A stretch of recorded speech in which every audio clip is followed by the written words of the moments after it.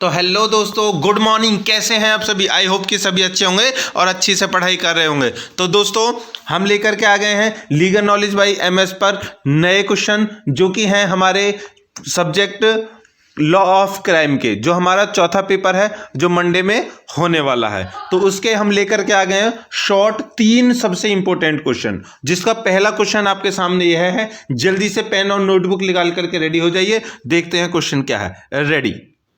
देखिए, पहला क्वेश्चन है, राज्य के विरुद्ध अपराधों की विस्तार पूर्वक विवेचना कीजिए। क्या इस अध्याय में कोई ऐसा भी अपराध है जिसकी केवल तैयारी मात्र ही दंडनीय है? Discuss the law relating to offences against the state. Is there any offense under this chapter the preparation of which alone is made punishable? Important question है। चलिए स्टार्ट करते हैं। देखिए उत्तर, थोड़ा इसका कलर हम चेंज कर लेते हैं, ये वाला रख लेते हैं तो कि दिखे। हाँ, तो राज्य के विरुद्ध अपराध, ऑफेंस अगेंस्ट स्टेट, राज्य के विरुद्ध अपराधों का वर्णन भारतीय दंड संहिता की धारा 121 से 130 तक में किया गया है।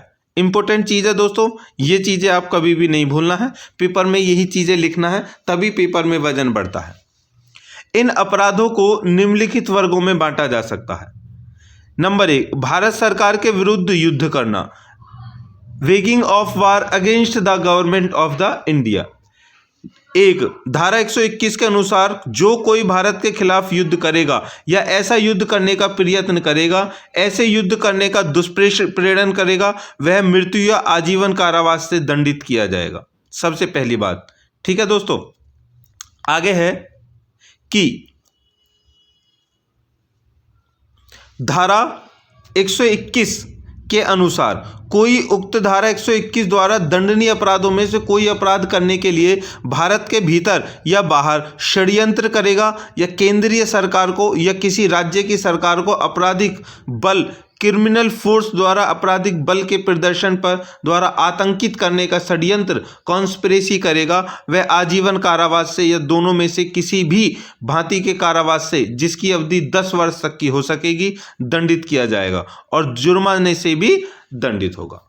ठीक है दोस्तों, पहली चीज ये कि जो भारतीय जो राज्य व्यवस्था है, जो भारत है, उसके खिलाफ कोई भी अगर षड्यंत्र करता है, कोई भी अगर ऐसा करता है तो वो भी होगा। दूसरे में कहा गया है धारा 121 के अनुसार कि अगर उसको जैसे भारत के कोई प्रशासनिक है, भारत की सेना है, या फिर कोई भी ऐसा पद है, या फिर कोई भी ऐसा व्यक्ति है जो भारत सरकार से जुड़ा हुआ है, उसको डराने का, धमकाने का, ठीक है, उसके खिलाफ कोई भी कॉन्स्पिरेसी करने का, इस तरह से कोई भी करता है तो उसके लिए भी 10 साल की सजा और उम्र कैद होगी।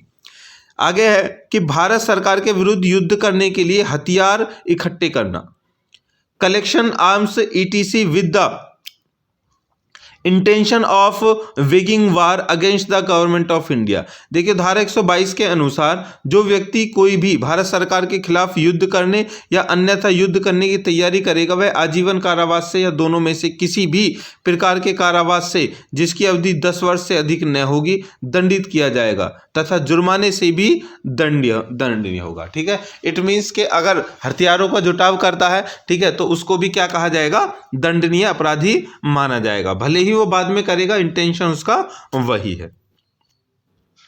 तीसरा पॉइंट है, युद्ध की योजना सफल बनाने के इरादे से छिपाना।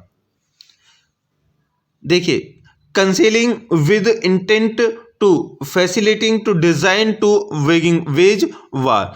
123, धारा 123 के अनुसार 20 पढ़ ली, 121 के अनुसार तो 21 से ही स्टार्ट होता है ये, तो 121, 122 और 23। अब 23 देख रहे हैं। 23 के अनुसार जो कोई भारत सरकार के विरुद्ध युद्ध करने की योजना के अस्तित्वों को किसी कार्य द्वारा या किसी अवैध लोप द्वारा इस आशय से कि इस प्रकार छिपाने के द्वारा ऐसे युद्ध करने को आसान बनाने या यह संभावना जानते हुए कि इस प्रकार के छिपाने के द्वारा ऐसे युद्धों को आसान छिपाएगा, वह दोनों में से किसी भी प्रकार के कारावास से, जिसकी अवधि 10 वर्ष की हो सकेगी, किया जाएगा और जुर्माने से भी दंडित होगा।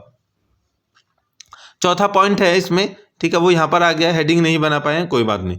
किसी वैधानिक शक्ति का प्रयोग करने के लिए विवश करने या उसका प्रयोग रोकने के इरादे से राष्ट्रपति, राज्यपाल आदि पर हमला करना। ठीक है दोस्तों, मतलब कि कोई अगर कार्य हो रहा है देश में बहुत बड़ा और उसको रोकने के लिए राष्ट्रपति पर, ठीक है, या राज्यपाल पर हमला करना, तो ये धारा 124 के अनुसार आएगा।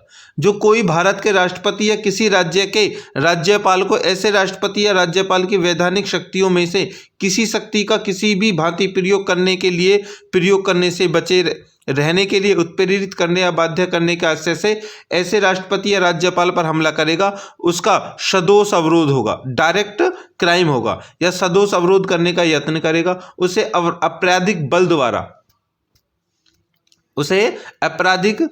द्वारा या आपराधिक बल के प्रदर्शन द्वारा आतंकित करेगा, वह दोनों में से किसी प्रकार के कारावास जिसकी अवधि 7 वर्ष तक की हो सकेगी दंडित किया जाएगा, तथा जुर्माने, ये तुमने नहीं, जुर्माने से भी दंडित किया जाएगा। ठीक है दोस्तों, इट मीन्स कि जैसे देश में कुछ बड़ा काम होने वाला है, जैसे कि सपोज के राष्ट्रपति जो है हमारे, वो झंडा फहराते हैं, ठीक है, कहाँ पर, लाल किले पर झंडा फहराते हैं, ठीक है, लेकिन वो गणतंत्र दिवस पर फहराया जाता है, वो फहराते हैं, तो क्या करेगा, उनको रोकने के लिए कि वो झंडा ना फहराएं और देश की बेइज्जती हो, ऐसा कुछ करने से कोई अगर उनके ऊपर हमला करता है या फिर उनसे कहता है कि अगर तुमने झंडा फहराया तो तुम्हें मार दिया जाएगा, तो ऐसा कुछ भी राज्यपाल उनके लिए किया जाता है, तो उनके खिलाफ क्या होगा, 7 साल तक की सजा और जुर्माना भी अधिक से अधिक होगा। ये किस में आएगा, धारा 123 के अनुसार। चलिए आगे देखते हैं, 5वां, राजद्रोह सेडिशन।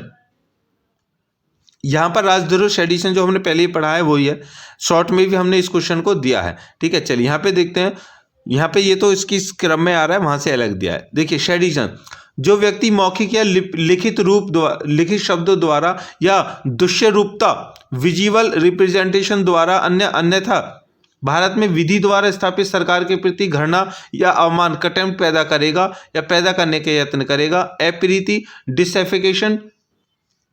डिसअफेक्शन उत्प्रेरित करेगा, वह राजद्रोह का दोषी होगा। ठीक है, ये किस में आएगा दोस्तों, 124 में। तो ध्यान रखना है, 121, 122, 123 और 124 चारों हमने बता दिए हैं। अब इनका स्पष्टीकरण है वो थोड़ा देखना जरूरी है, देख लेते हैं। नंबर 1, अप्रीति मतलब कि हेट शब्द के अंतर्गत अभिव्यक्ति, डिसलॉयल्टी और शत्रुता की सभी भावनाएं इसमें आती हैं। दूसरा, घृणा, अवमान या अप्रीति को उकसाए बिना सरकार के कार्यों के प्रति वैधानिक साधनों द्वारा उसको परिवर्तन करने की दृष्टि से अनुमोदन प्रकट करने वाली टीका टिप्पणियां इस धारा के अधीन अपराध नहीं मानी जाएंगी। मतलब कि जो सरकारी कुछ कार्य हैं, ठीक है, और उनको जो है वो वैधानिक तरीके से उनका सही गलत करना या फिर उनके बारे में ये जानना कि सही हो रहा है या गलत हो रहा है, ये सारी चीज़ें उसमें नहीं आएंगी राजद्रोह में, या फिर ये जो हमारी चल रही है राज्य के विरुद्ध, वो नहीं आएंगी। स्पष्टीकरण 3, घृणा, अवमान या अप्रीति को उकसाए बिना या उकसाने के प्रयास किए बिना भारत सरकार की प्रशासनिक, ध्यान रखना, प्रशासनिक या अन्य क्रियाओं के प्रति अनुमोदन प्रदान करने वाली टिप्पणियां इस धारा के अधीन अपराध गठित नहीं करती। ठीक है, यहां पर थी जो दूसरे में थी सरकार के कार्य और वैधानिक साधन, लेकिन यहां पर है प्रशासनिक। ठीक है, प्रशासन के विरुद्ध। संक्षेप में हम कह सकते हैं कि राजद्रोह के अपराध के गठन के लिए निम्नलिखित 2 तत्वों का होना बहुत ही आवश्यक है। नंबर ए, भारत सरकार के खिलाफ घृणा का अवमान पैदा करना या अप्रीति पैदा करने का यत्न करना। मतलब कि लोगों के मन में, ठीक है, लोगों के मन में क्या करना है कि भारत सरकार के प्रति घृणा पैदा करना है, हेट को जागरूक करना है और उसको गलत करने का, गलत धारणा बनाना लोगों के मन में, ये सब। वह कार्य या यत्न, मतलब कि वह कार्य या यत्न जो मौखिक या लिखित शब्दों द्वारा, संकेत या प्रदर्शन द्वारा किया गया हो, यह भी किस में आएगा, राजद्रोह में आएगा। चलिए आगे है 6ठा पॉइंट,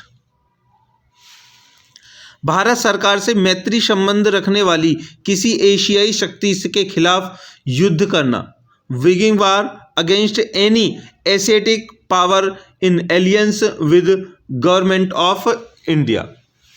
देखिए 125 अब धारा आ गई है। धारा 125 के अनुसार जो कोई भारत सरकार से मैत्री या शांति का संबंध रखने वाले किसी एशियाई शक्ति की, मतलब कोई दूसरा देश की सरकार के विरुद्ध युद्ध करेगा या ऐसा युद्ध करने का प्रयास करेगा या ऐसा युद्ध करने के लिए दुष्प्रेरण अवेटमेंट करेगा, वह आजीवन कारावास से जिसमें जुर्माना छोड़ा जा सकेगा, जितना जुर्माना छोड़ा जा सकेगा, या दोनों में से किसी भी प्रकार के कारावास से जिसकी अवधि 7 वर्ष तक की हो सकेगी, जुर्माना जोड़ा जा सकेगा या जुर्माने से दंडित किया जाएगा। यहाँ जुर्माना जोड़ा जाएगा, छोड़ा नहीं, छोड़ा जा सकेगा, किया जाएगा। इट मीन्स कि जैसे हमारा भारत है, हमारे जो संबंध है वो श्रीलंका से बहुत अच्छे हैं, और हमारे देश का कोई नागरिक श्रीलंका के खिलाफ कुछ गलत करता है कि वो तो इतना बुरा देश है, इस तरह से करता है, तो वो भी इस राजद्रोह में आ जाएगा, क्योंकि हमारा देश का जो संविधान है, हमारे देश की जो नीति निदेशक तत्व है, उस देश को बहुत अच्छे मानते हैं, तो लेकिन तुम लोग उसको गलत नहीं कह सकते। ठीक है दोस्तों, चलिए आगे 7वां पॉइंट, भारत सरकार के साथ शांति का संबंध रखने वाली शक्ति के राज्य क्षेत्र में लूटमार करना, कविटिंग,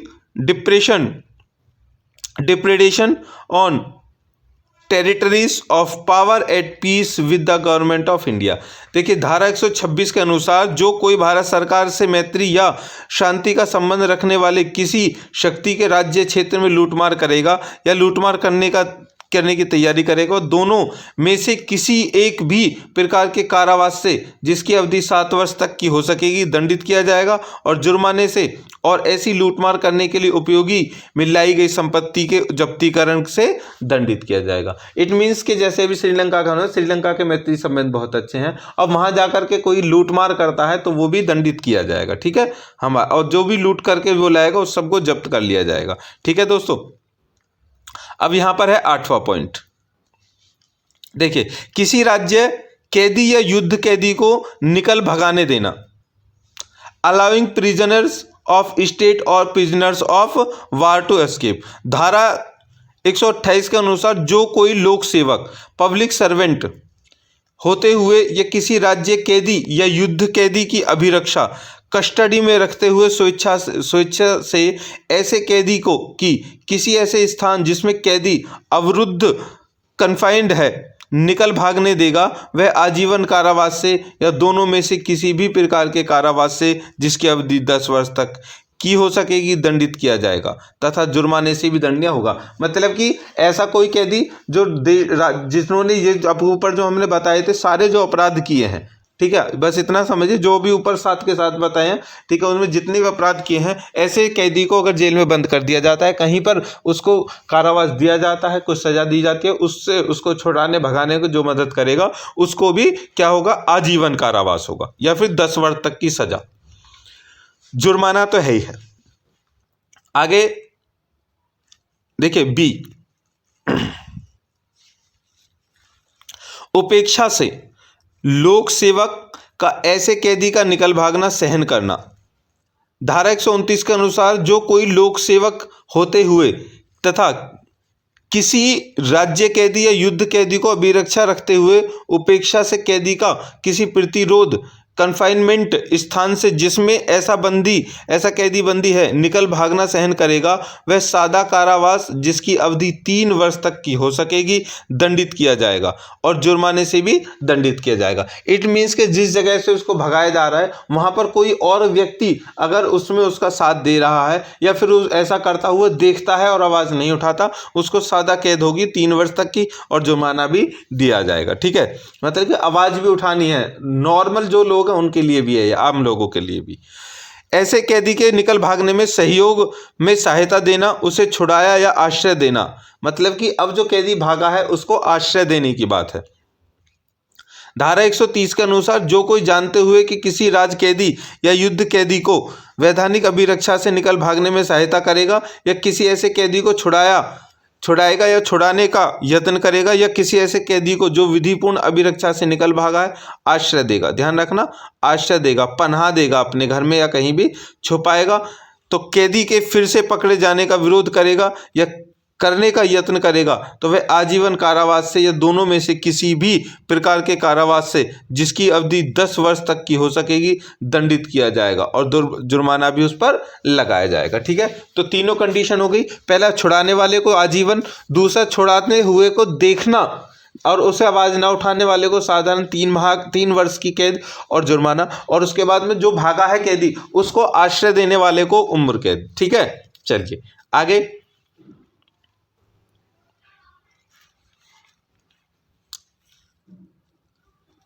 देखिए, क्या कोई अपराध ऐसा है जिसकी केवल तैयारी मात्र ही दंडनीय है? Is there any offence the preparation of which alone made which punishable? हाँ, भारत सरकार के विरुद्ध युद्ध करने के लिए हथियार इकट्ठे करना मात्र दंडनीय अपराध है। ठीक है, तो ये था हमारा निष्कर्ष। ठीक है, ये था हमारा निष्कर्ष। यहाँ पर हमारा क्वेश्चन हो चुका है ये समाप्त। तो दोस्तों, वीडियो को कर दीजिए लाइक और चैनल कर दीजिए सब्सक्राइब। मिलते हैं नए क्वेश्चन के साथ में, जो दूसरा क्वेश्चन होगा हमारी शॉर्ट का। तब तक